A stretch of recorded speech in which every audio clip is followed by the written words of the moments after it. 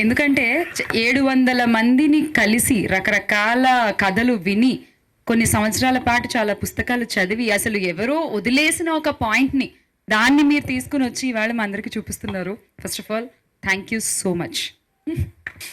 Thank you అమ్మా. ఇక్కడున్న పెద్దలందరికీ నమస్కారం, నా మీడియా సోదరులందరికీ నమస్కారం. లైవ్ ద్వారా వీడియోస్ ద్వారా చూస్తున్న ప్రేక్షకులందరికీ పాదాభివందనం. నాకు ఈ అవకాశం ఇచ్చిన గూడూరు నారాయణ రెడ్డి గారికి పాదాభివందనం. నాతో వర్క్ చేయించిన నా టీంకి, నాకు ప్రతిక్షణం సహకరించిన మా ఆర్టిస్టులకి, టెక్నీషియన్స్కి, డైరెక్షన్ డిపార్ట్మెంట్కి, రైటింగ్ డిపార్ట్మెంట్కి. రమేష్ అందరి పేర్లు చెప్పాడు, నేను చెప్పట్లేదు అనుకోవద్దు. నేను ప్రీ రిలీజ్ ఫంక్షన్ కోసం దాచిపెట్టుకుంటున్నా అదంతా, అందుకని క్రాఫ్ట్స్ వైజ్గా చెప్తూ ఉన్నాను. గురుగారు కాళ్ళు నొప్పి కింద కూర్చున్నారు, అందుకే వీళ్ళు వదిలేటట్లేరని. ఇక్కడ ఫస్ట్ పర్సనల్గా ఒక విషయం చెప్పాలి. ఈ ప్లేస్ అంటే అమ్మ గర్భంలోంచి బయటికి వచ్చినప్పుడు మొదటి వాయువు పీల్చినప్పుడు ఎలాంటి ఫీలింగ్ వస్తుందో, నేను నిలబడ్డ ఈ ప్లేస్లో నాకు ఎప్పుడు అదే ఫీలింగ్ వస్తుంది. ఎందుకంటే ఇక్కడే ఇదే ప్లేస్లో ఇక్కడ హట్స్ ఉండేవి, ఇక్కడ గుడిచెలు ఉండేవి, చుట్టూ కాంపౌండ్ ఉండేది. అప్పుడే రాఘవేంద్రరావు గారు చెన్నై నుంచి హైదరాబాద్ షిఫ్ట్ అయ్యి ఇంకా ఫ్యామిలీ షిఫ్ట్ అవ్వలేదు. అవతల రూమ్లో ఆయన పడుకునేవాళ్ళు, యువతల రూమ్లో మేము పడుకునేవాళ్ళం. రాజమౌళి గారు, వరా గారు, తర్వాత సునీల్ వర్మ గారు, అనిల్ కిషోర్ గారు, జీసీ శేఖర్ గారు, జితేంద్ర గారు, మేమందరం డైరెక్టర్స్, మేమందరం క్యాప్టన్స్. ఇక్కడ ఒకేసారి 7 ప్రాజెక్టులు కన్నడ, తెలుగు, ఒరిస్సా చేసేవాళ్ళం. అందరం కలిసి మాకు ఒక గుడిసె ఉండేది ఇక్కడ ఆ మూలకి బాక్స్ ఆఫీస్ దగ్గర. ఆ గుడిసెలో కూర్చొని తింటూ అక్కడే కథలు మాట్లాడుకుంటూ మా బాధలు చెప్పుకుంటూ ఉండేవాళ్ళం. ఇప్పటికీ మా ఆర్కే డీపీలో మా అందరికీ, అలా రాజమౌళి గారు కూడా ఉంటారు, మా డీపీలో ఉండే ఫిగర్ పోస్ట్ ఏంటంటే ఆ గుడిసె. ఆ గుడిసెలోనే పుట్టి పెరిగాం, ఆ గుడిసెలోనే పడుకున్నాం, ఆ గుడిసెలోనే పెరిగాం. అందుకే ఈ ప్లేస్ అంటే చెప్తున్నాను కదా, మళ్ళీ ఒకసారి అమ్మ గర్భంలో ఉన్న ఫీలింగ్ వస్తుంది. తర్వాత ఇంకొకటి ఏంటంటే, నేను ఇండస్ట్రీకి జర్నలిస్ట్గా, ఖైరతాబాద్ నియోజకవర్గానికి నేను జర్నలిస్ట్గా పనిచేస్తున్నప్పుడు రాఘవేంద్రరావు గారు అంటే పిచ్చి నాకు. ఆయన్ని చూడడం కోసం హనుమాన్ టెంపుల్ ముందు నిల్చుండేవాడిని, అటు దేవుడికి మొక్కుతుండేవాడిని, ఇటు చూస్తుండేవాడిని. ఆయన కనిపిస్తే చాలా, ఏ కారులో నుంచి వస్తున్నారో తెలియదని. నిజానికి అప్పటికి హైదరాబాద్ షిఫ్ట్ అవ్వలే, ఆయన వచ్చేవాళ్ళు కాదు. ఏ కారు వచ్చినా ఆయన ఆయన ఆయన అనుకుంటున్నాను. ఆ తర్వాత 1 ఇయర్లో డైరెక్టర్ గారి దగ్గరికి వచ్చిన తర్వాత, ఆయన దగ్గరికి వచ్చిన ఓన్లీ థర్డ్ మంత్లో నన్ను గుర్తించారు. ఓన్లీ 3 మంత్స్లో నన్ను టీవీ మీడియాకి డైరెక్టర్ని చేశారు, మనోవిజ్ఞం అనే సీరియల్కి. అదే టైంలో నేను మనోవిజ్ఞం, రాజమౌళి గారు శాంతినివాసం, అయితే మా వర గారు రాఘవేంద్ర లీలలు, అందరం కలిసి చేసేవాళ్ళం ఒకేసారి. అవన్నీ చూస్తూ ఉంటే అంటే అప్పట్లో, అంటే ఈ పదం వాడకూడదు కానీ, ఒక తెలంగాణ పిల్లాడు, ఎవడరేడు నల్లోడు అద్దాలు పెట్టుకొని తెలంగాణోడు అన్న పరిస్థితుల్లో, తెలంగాణ ఆంధ్ర కాదు, టాలెంట్ ఉంటే చాలని గుర్తించాడు నా గురువు గారు రాఘవేంద్రరావు గారు. నన్ను మీ అందరికీ ఆ రోజే పరిచయం చేసిన తర్వాత, ఒక బండరాయిని, నల్లటి బండరాయిని 20 సంవత్సరాలు ఆయన శిల్పంగా చెక్కి ఫిల్మ్ ఇండస్ట్రీలో, టీవీ ఇండస్ట్రీలో, ఎలక్ట్రానిక్ మీడియాలో, అడ్వర్టైజ్మెంట్ రంగంలో నన్ను ఒక శిల్పంగా నిల్చోబెట్టారు రాఘవేంద్రరావు గారు. రాఘవేంద్రరావు గారు లేకపోతే నాకు జీవితం లేదు. మా నాన్న నన్ను కనిపించాడు, రాఘవేంద్రరావు గారు నాకు జీవితాన్ని ఇచ్చారు. రాఘవేంద్రరావు గారు, నేను ఒక అమ్మాయిని ప్రేమించానంటే, ఆ ఇంట్లో ఆ అమ్మాయి వాళ్ళు ఒప్పుకుంటలేరంటే, వాళ్ళ ఇల్లు ఎక్కడో సందులో ఉంటే నడుచుకుంటూ వచ్చి మా ఆర్కే మీడియా చిన్న గారు, రాఘవేంద్రరావు గారు వచ్చి, పెళ్లి చేస్తారా చేయరా మా అబ్బాయి అంటే, ఇంకేం చేస్తారు, మూసుకుంటారు. అబ్బాయి అక్కడే కూర్చోబెట్టి, ఇమీడియట్గా పీటల మీద అక్కడే కూర్చోబెట్టి ఎంగేజ్మెంట్ చేశారు మాది. ఇమీడియట్గా పెళ్ళి అవుతుంది, ఫ్లాట్ కావాలి అంటే, మూసాపేటలో ఫ్లాట్ చూశాను అనగానే ఇమీడియట్గా అడ్వాన్స్ ఇచ్చారని ఒక చెక్ ఇచ్చేశారు. మ్యారేజ్కి ఎంత ఖర్చు అవుతుంది అనగానే ఒక చెక్ ఇచ్చేశారు. ఒక హైదరాబాద్కి, బ్రదర్స్ మీరు నమ్మండి, హైదరాబాద్కి పొట్ట చేత పట్టుకొని ఒక ఎయిమ్తో వచ్చిన వాడు ఓన్లీ ఒకే నెలలో సాయంత్రం కారు కొనుక్కొని, ఒక ఫ్లాట్ కొనుక్కొని, ఒక అమ్మాయిని పెళ్లి చేసుకొని, ఇష్టమైన అమ్మాయిని పెళ్లి చేసుకొని, ఆ తర్వాత ఒక డైరెక్టర్గా చలామణి అవ్వడం మామూలు విషయం కాదు. ఇవన్నీ రాఘవేంద్రరావు గారి వల్ల జరిగినాయి. తర్వాత నా పెద్ద బిడ్డ పుట్టినప్పుడు ఊయల్లో వేసి పేరు పెట్టడానికి వచ్చారు. నా చిన్న బిడ్డ పుట్టినప్పుడు ఊయల్లో వేసి పేరు పెట్టడానికి వచ్చాడు. నేను ఇంకొంచెం బాగుపడి ఇంకొక పెద్ద ఇల్లు కట్టుకుంటే మళ్ళీ గృహప్రవేశానికి వచ్చాడు. నా ఇంట్లో సత్యనారాయణ వ్రతం జరిగినా, పూజ జరిగినా, ఏమీ జరిగినా నా తండ్రి నా తోడే ఉంటాడు. ఈరోజు కూడా ఇక్కడికి వచ్చి, మీకు తెలుసు రాఘవేంద్రరావు గారి క్యారెక్టర్, రాఘవేంద్రరావు గారు కాంట్రవర్సీకి ఆమడ దూరంలో ఉంటారు. ఆలోచిస్తున్నారు, నేను రావాలరా కానీ ఎలా రావాలి, నేను రావాలరా ఎలా రావాలి, నేను వస్తే దుమారం ఎత్తేస్తారు, నేను వస్తే ఏదో అంటారు, నేను వస్తే అదే అంటారు, కానీ నేను రావాలి. నాకు మీ ప్రొడ్యూసర్ నచ్చాడు, నీకోసం రావాలి, నా బాధ్యత. ఆలోచించారు, మదన పడ్డారు. మీకు తెలియదు ఎన్నిసార్లు ఆయన రూమ్లో కూర్చొని మాట్లాడుకున్నాము, ఎలా రా ఒక పని చేద్దామా, ల్యాప్టాప్ తీసుకుని మన ఆఫీస్లో ప్లే చేసి నా పేరు వేద్దామా, అక్కడ ఎట్లా నా పేరు వస్తుంది, అక్కడికి వస్తాను లేదు. ఆఖరికి నిన్న మన లక్ష్మీ భూపాల్ అన్న వీళ్ళందరూ స్క్రిప్ట్లో కూర్చొని ఉన్నారు, ఆయన కలిసే పరిస్థితి కూడా లేదు. కిందకి వెళ్ళి నేను వచ్చానని చెప్పండి అని చెప్పగానే వాళ్ళని పక్కకు పెట్టేసి పిలిచి చెప్పు ఇంకేంటి మన బాధేనా అన్నారు. అవును సార్ అన్న. ఎక్కడ ప్రోగ్రామ్ అంటే మన థియేటర్స్లోనే. ఓకే, నేను పైన ఉంటా కదా, కిందికి వస్తా, ఒక 10 నిమిషాల్లోనే ఉంటా, నాకు వెంకయ్యనాయుడు గారితో అపాయింట్మెంట్ ఉంది, ఒక గంట జరుపుకుంటా, ఆ 10 నిమిషాల్లో మాట్లాడి వెళ్ళిపోతా అంటే నేనేమో ఏం మాట్లాడలేనేమో అన్నారు. అంటే ఒకటే చెప్పా, మా శిష్యుణ్ణి ఆశీర్వదించడానికి వచ్చాను, ఒక కొత్త ప్రొడ్యూసర్ని, ఒక గట్స్ ఉన్న ప్రొడ్యూసర్ని ఇండస్ట్రీకి ఆహ్వానించడానికి వచ్చాను చెప్పండి చాలు అన్న. ఎందుకురా, మాట్లాడదాం, మనం మంచి కోసం మాట్లాడినప్పుడు ఎవరేమంటే ఏంటి అని అక్కడే నాకు ఇప్పుడు ఈ స్పీచ్ అక్కడే చెప్పారు నాకు ఇది మాట్లాడబోతున్నా అని. సో అలా ఒక చిన్న పిల్లాడిగా మారే మా పెద్ద మనిషి ఇక్కడికి వచ్చి ఆశీర్వదించాడు. ఇలా ఈ శిల్పం కోసం ఆశీర్వదించకొచ్చాడు. ఈ శిల్పానికి ప్రాణం పోసిన కోడూరు నారాయణ రెడ్డి గారిని, ఈ శిల్పాన్ని విగ్రహంగా మార్చి ఉత్సవ విగ్రహంగా ఈరోజు ఊరేగిస్తున్న గూడూరు నారాయణ రెడ్డి గారిని కూడా మా పెద్దన్నను కూడా ఆశీర్వదించడానికి, ఆహ్వానించడానికి నా గాడ్ ఫాదర్ రావడం నా అదృష్టం.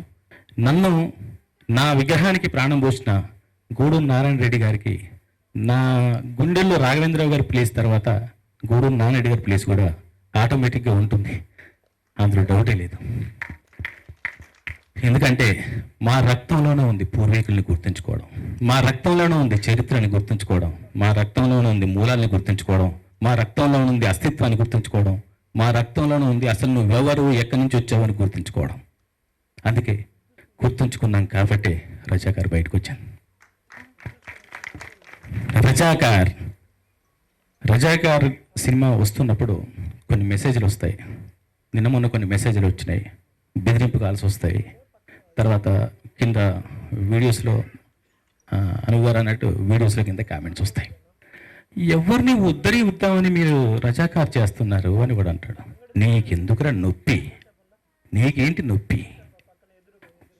గురుగారు ఆది పురుషుడు, మీరు మహానుభావుడు శ్రీరామచంద్రుడి చరిత్రను రామాయణాన్ని వినిపించినా కూడా మూర్ఖులు సీతాదేవిని అడవికి పంపించాడు, చాటు నుంచి వాలిని కాల్చేశాడు.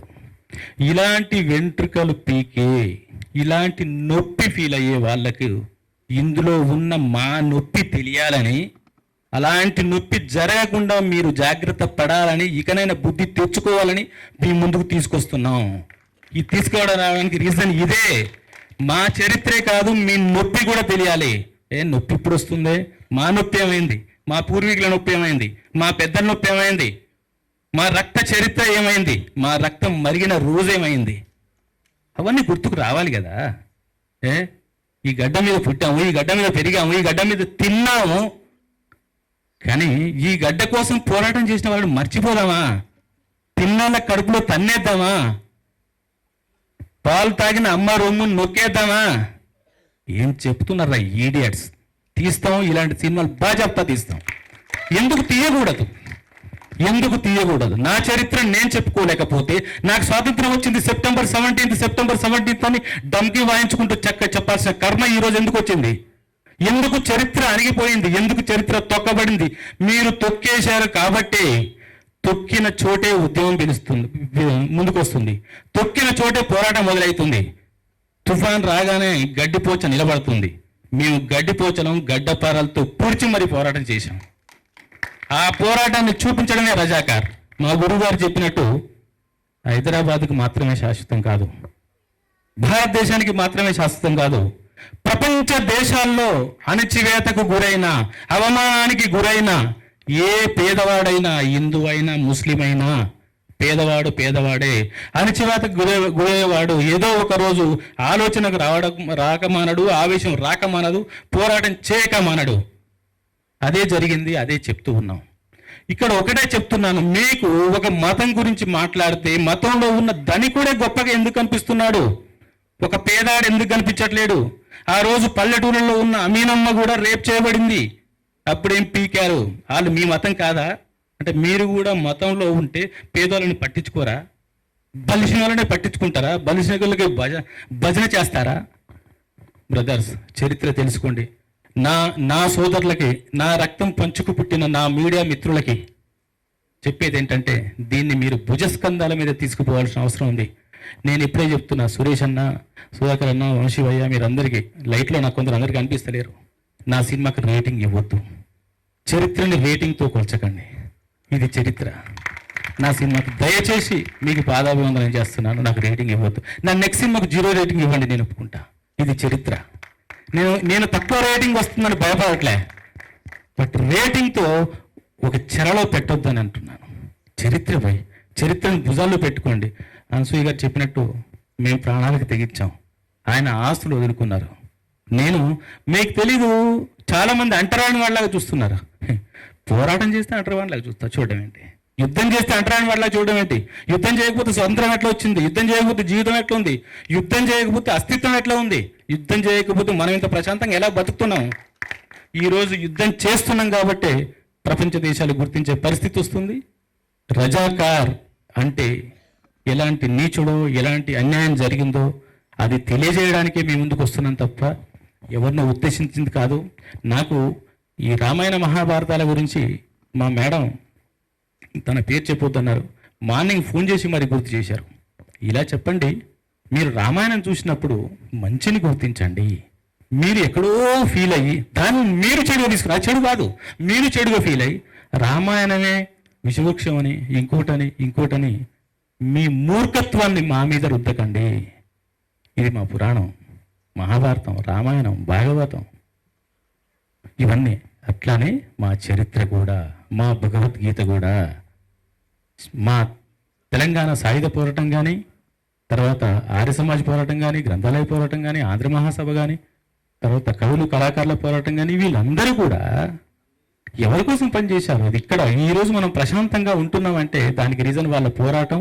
అలాంటి పోరాట యోధులు, ముఖ్యంగా అనసూయ గారు చెప్పారు, ఆవిడ కళ్ళల్లో నీళ్ళు తిరిగినాయి.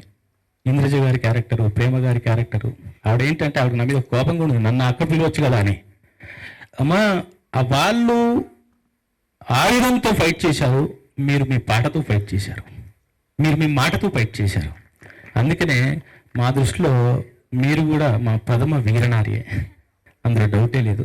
సో ఇలాంటి అవకాశం ఇచ్చిన గూడూరు నారాయణ రెడ్డి గారికి, నా కోసం పనిచేసిన, మన సినిమా కోసం పనిచేసిన టెక్నీషియన్స్కి, ఆర్టిస్టులకి, నేను ఎప్పుడు ఇంటికి వెళ్ళినా మన్నించిన నా ఫ్యామిలీకి మంచిగా పట్టించుకొని, తర్వాత అందరు టెక్నీషియన్స్ అందరు పేరున నేను అక్కడ చెప్తా. ప్రీ రిలీజ్ ఈవెంట్లో ఈరోజు పేరు చెప్పట్లేదని ఎవ్వరు ఫీల్ అవ్వద్దు దయచేసి, అందరి పేర్లు అక్కడ చెప్తాను. మీ అందరూ సహకరించినందుకు మీ అందరికీ ధన్యవాదాలు చెప్తూ ఈ సినిమాని మరింత ముందుకు తీసుకెళ్ళి చరిత్రలో నిలబెడతారని ఆశిస్తూ కోరుకుంటున్నాను. Thank you so much. All the best, theatre Satyanarayana గారు.